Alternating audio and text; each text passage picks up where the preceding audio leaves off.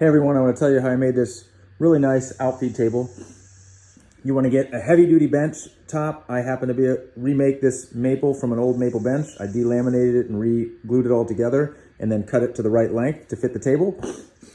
The key to the design is to mount some kind of heavy rail. You could use steel, you could use probably even just a 2x4. I happen to have a 2x6. I used blocking boards that I screwed and glued into the extension wing at the front and back rails, and then pocket screwed the beam to the bottom of that. Now that wouldn't give me enough security, so I also drove a number 12 5-inch construction screw from this metal rail down into here. If I had to do it again, I would do a through bolt and a 2x4 and a wing nut. Putting your spacer board here and then taking the time to dial in that thickness very carefully. I used a hand plane at the end, and then there's a through bolt, 2 through bolts that mount to the rail.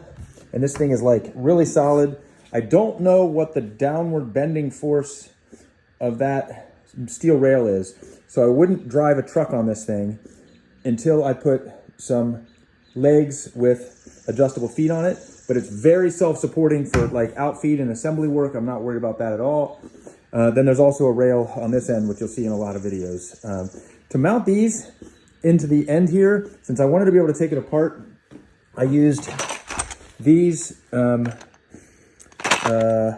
inserts, and I counterset them a little bit so that this would sit flush. So here's an example bolt. Right in here is the threaded insert. So use an offcut or something and play around and make sure you use the right size drill bit. I think I used a 9/16 drill bit.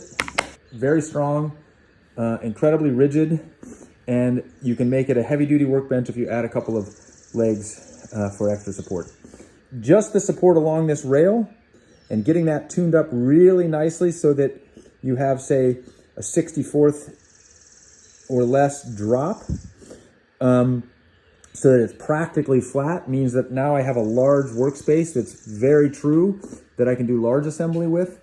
That support together with the 2x material that I have under there, that enough really makes it rigid as long as this board is sufficiently stiff.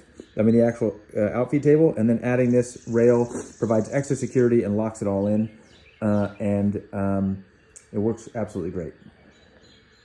Thanks for listening.